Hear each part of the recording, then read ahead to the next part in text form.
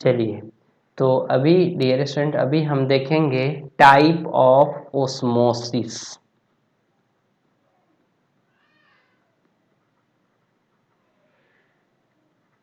Type of osmosis क्या है, कितने टाइप का ओस्मोसिस होता है। तो ओस्मोसिस जो है वो दो टाइप का होता है, टू टाइप्स। एक को कहा जाता है एंडो ओस्मोसिस और दूसरे को कहा जाता है एक्सो ओस्मोसिस। एंडो और एक्सो, इन और एक्स, ये कितने बार बार आता है, जैसे एंडोथर्मिक एक्सोथर्मिक। तो आप बताइए एंडोथर्मिक क्या होता है, जब हीट दिया जाता है, नहीं, जब सिस्टम को हीट दिया जाता है तो एंडोथर्मिक, जब सिस्टम से हीट निकलता है यानी प्रोसेस से हीट निकलता है तो एक्सोथर्मिक। सेम यहाँ पे भी है एंडोओस्मोसिस और एक्सोओस्मोसिस। एग्जाम्पल समझिए, अभी वही जैसे पहले बताया था, ये अगर चना है या जिसको हम लोग ग्राम बोलते हैं ना शायद इंग्लिश में, अगर इसको पानी में डाल दिया जाए, पानी में, यहाँ पे पानी है तो पानी चने के अंदर जाएगा। तो कहा जाता है कि जब सॉल्वेंट का फ्लो सेल के अंदर होता है, एक सेल मानिए, सॉरी CE होगा सेल, तो जब सॉल्वेंट का फ्लो जो है सेल के अंदर होता है तो इसको कहा जाता है एंडोओस्मोसिस। यानी डेफिनेशन लिखूं मैं एंडोओस्मोसिस का, पहले इसको कवर कर रहे हैं। तो सच अ osmosis, such a osmosis in which flow of solvent takes place, flow of solvent takes place inside the cell, inside the cell, called as एंडोओस्मोसिस। यानी हिंदी में लिखूं तो क्या लिखूंगा, जब विलायक का प्रवाह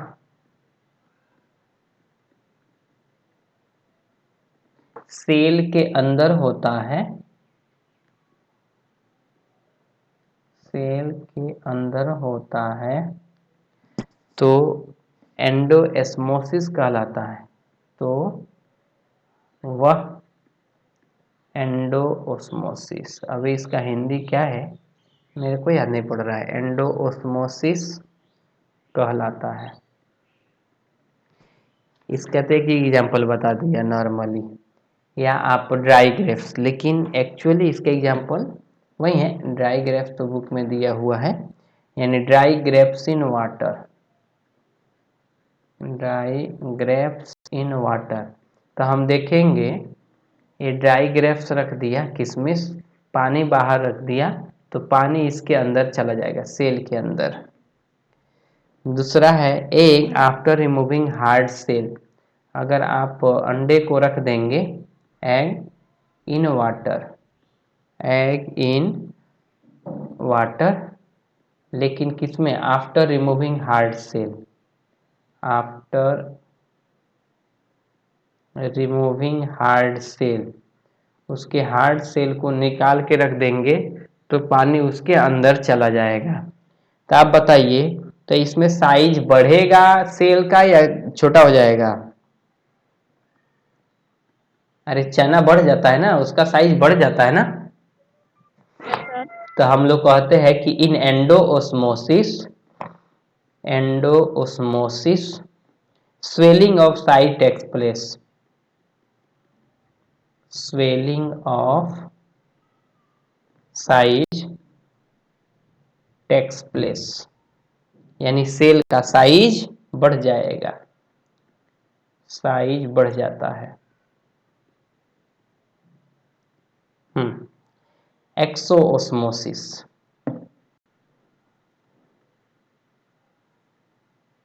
ये एक्सोओस्मोसिस क्या है, जब जो सॉल्वेंट है सेल से अगर बाहर आ गया तो उसको बोलते हैं एक्सोओस्मोसिस। ऐसा आप एग्जांपल बता सकते जिसमें जो सॉल्वेंट है वो सेल से बाहर आता हुआ दिखे? बोलिए। कौन सा? स्किन।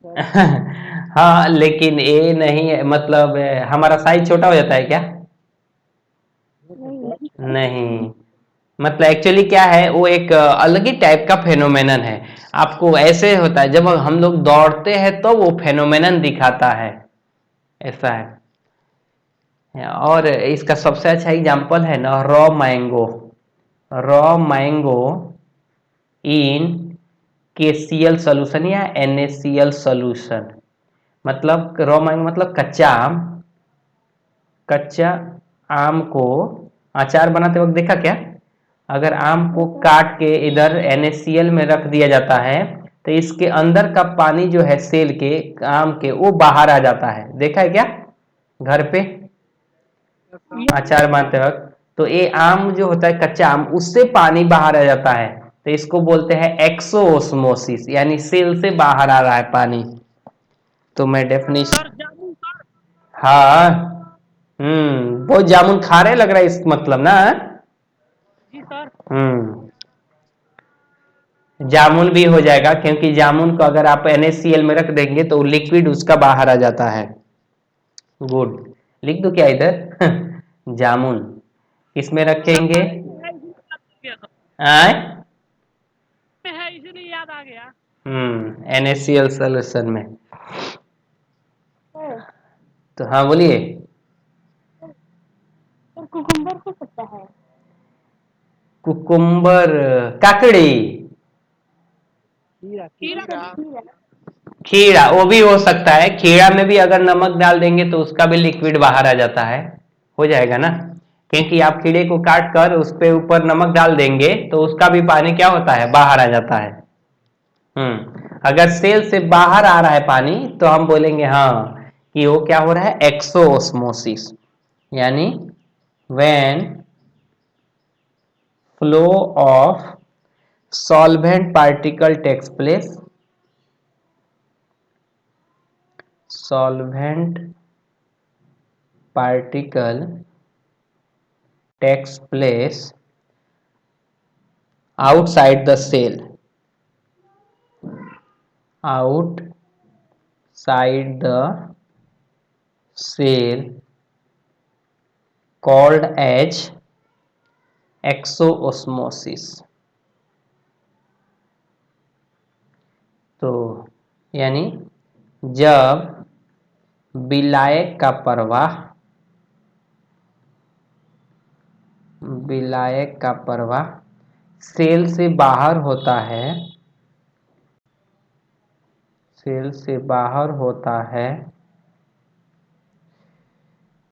एक्सोओस्मोसिस कहलाता है,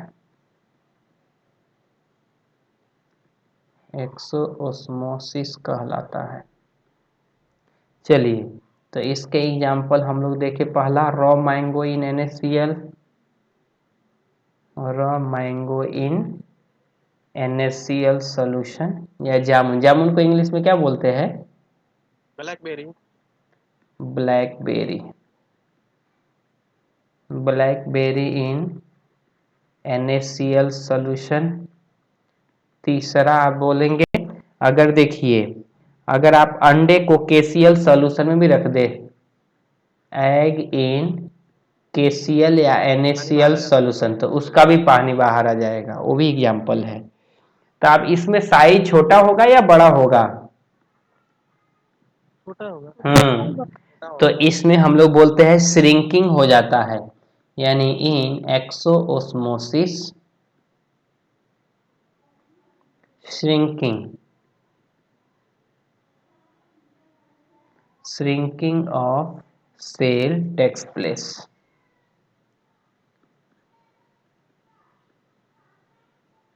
साइज छोटा हो जाएगा, ठीक है।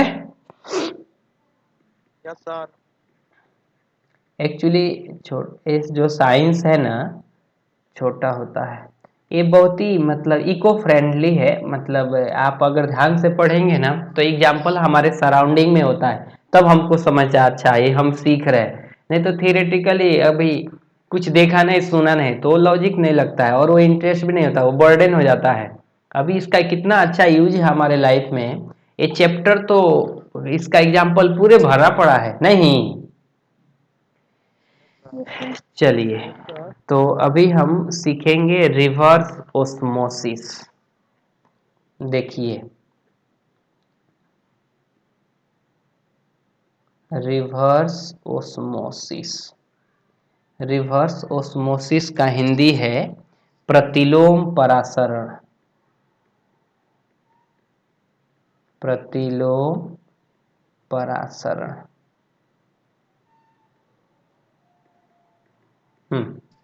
इसको डीसेलिनाइजेशन प्रोसेस भी बोलते हैं। डीसिलाइनेशन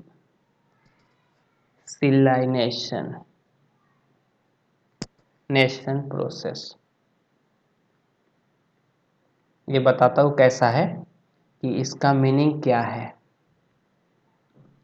अब देखिए, रिवर्स प्रोसेस का मतलब क्या है, रिवर्स ओस्मोसिस का मतलब क्या है। इसको शॉर्ट में आरओ कहा जाता है, आरओ, रिवर्स ओस्मोसिस। अब आपको ध्यान से थोड़ा समझना है, एक सेकेंड।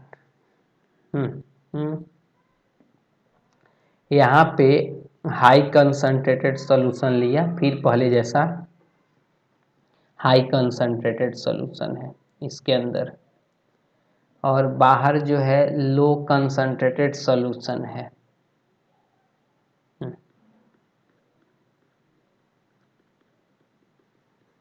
ये है लो कंसंट्रेटेड सॉल्यूशन और अंदर है हाई कंसंट्रेटेड सॉल्यूशन। तो जब लिक्विड फ्लो होगा, ये लिक्विड कब तक फ्लो होगा, एक जब इसके अंदर ओस्मोटिक प्रेशर डेवलप ना हो जाए, करेक्ट ना। यानी जब ओस्मोटिक प्रेशर डेवलप हो जाएगा, यानी जो जब सॉल्वेंट का इधर से इधर फ्लो रुक जाएगा तो हम बोलेंगे अच्छा वो तो ओस्मोसिस हो रहा था। लेकिन अब देखिए, low concentration LC, high concentration HC, हमको पता है लो कंसंट्रेटेड है।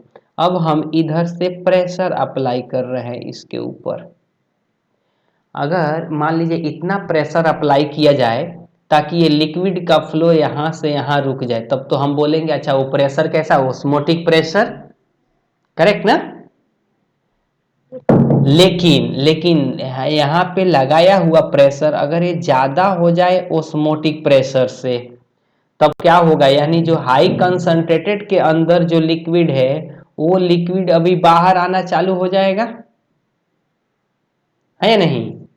आप प्रेशर क्या कर रहे हैं, ओस्मोटिक प्रेशर से ज्यादा लगा दे रहे हैं, तो जो लिक्विड है वो अभी वो उल्टा हो जाएगा, हाई कंसंट्रेटेड सॉल्यूशन से लो कंसंट्रेटेड सॉल्यूशन की तरफ जाना चालू हो जाएगा। जैसे पहले आपने किशमिश को पानी में डाला था तो उसके अंदर पानी चला गया था, अगर आपने एकदम हाई फोर्स से उसको पंच मारेंगे किशमिश को, तब क्या उसका लिक्विड भी बाहर आ सकता है ना, आएगा ही आएगा।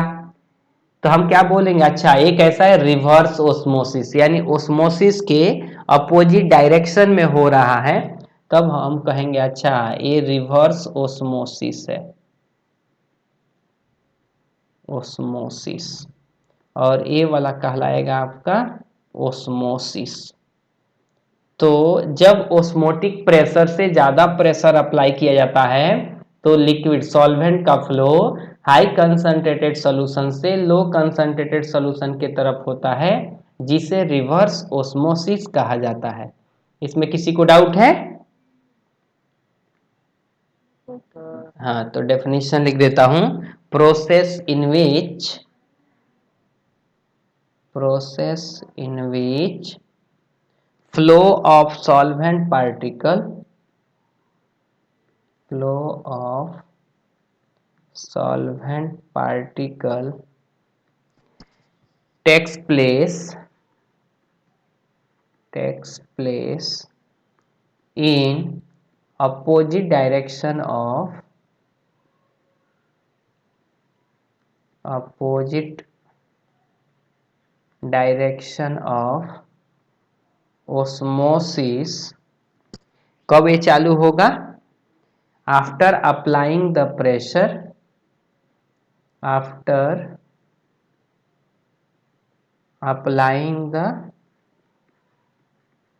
Pressure more than the osmotic pressure, more than the osmotic pressure called as reverse osmosis, reverse osmosis। यानी जब वह प्रोसेस जिसमें सॉल्वेंट पार्टिकल का प्रवाह, जिसमें सॉल्वेंट पार्टिकल का प्रवाह high concentrated solution, solvent particle का प्रवाह हाई कंसंट्रेटेड सॉल्यूशन से, ऐसे ही बोल सकते हैं। यहाँ हमने क्या लिखा है? रिवर्स। वह प्रोसेस जिसमें सॉल्वेंट पार्टिकल का प्रवाह ओस्मोसिस के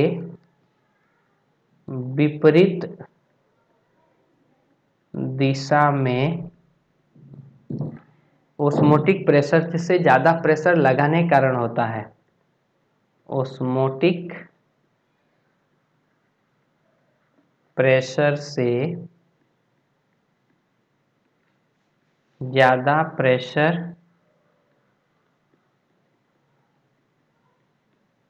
लगाने के कारण होता है, प्रतिलोम प्रसारण कहलाता है। प्रतिलोम प्रसारण कहलाता है। अभी इसका यूज जो है वाटर प्यूरिफिकेशन में है, बहुत ही अच्छा यूज है। यूज इन वाटर प्यूरिफिकेशन, इसलिए तो इसको कहा जाता है आरओ का पानी। हम लोग क्या कहते हैं? आरओ का पानी लाया क्या? क्योंकि यूज क्या किया है? Reverse osmosis. अभी कैसे है देखिए ध्यान से, ये आपको थोड़ा भी इधर समझ जाएगा। मान लीजिए इधर जो है कचड़ा वाला है, वाटर कचड़ा है, और इसमें सेमी परमेबल मेम्ब्रेन भरा हुआ है, और इधर आपका प्योर टैंक है, प्योर वाटर है। तो अगर आप इधर हाई प्रेशर अप्लाई करेंगे यहाँ से, तो ये लिक्विड जो है क्या होगा? यहाँ से धीरे धीरे धीरे धीरे इधर फ्लो करना चालू हो जाएगा, नहीं करेगा? नेचुरली जो है यहाँ से यहाँ जाएगा, लेकिन जब हम इधर प्रेशर अप्लाई कर दें more than the osmotic pressure, तो लिक्विड जो है हाई कंसंट्रेटेड सॉल्यूशन से लो कंसंट्रेटेड सॉल्यूशन की तरफ फ्लो होने लगता है, तो जिसको हम लोग रिवर्स ओस्मोसिस कहते हैं। अब आपने एक्वागार्ड देखा होगा, एक्वागार्ड में कैसा होता है? आप इसमें देखे होंगे 2-3 पाइप लगा होता है ऐसे वर्टिकली, करेक्ट ना?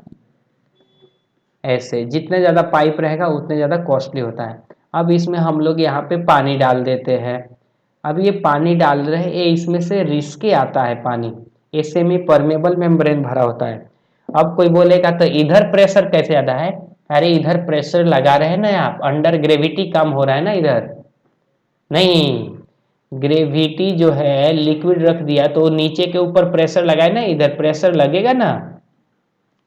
तो क्या होता है, ये जितने ज्यादा ट्यूब होता है आप देखेंगे उतने ज्यादा वो महंगा होता है। यहाँ का लिक्विड रिस करके फिर से इसमें आया, तो कुछ जो डस्ट पार्टिकल यहाँ पे रुक जाएगा, फिर से लिक्विड यहाँ पे आया तो कुछ डस्ट यहाँ पे रख जाएगा, यहाँ से हमको प्योर वाटर मिल जाता है, बाहर निकल जाता है यहाँ से प्योर वाटर। तो ये यूज किसका है? रिवर्स ओस्मोसिस का, इसलिए हम लोग बोलते हैं आरओ वाटर, करेक्ट ना?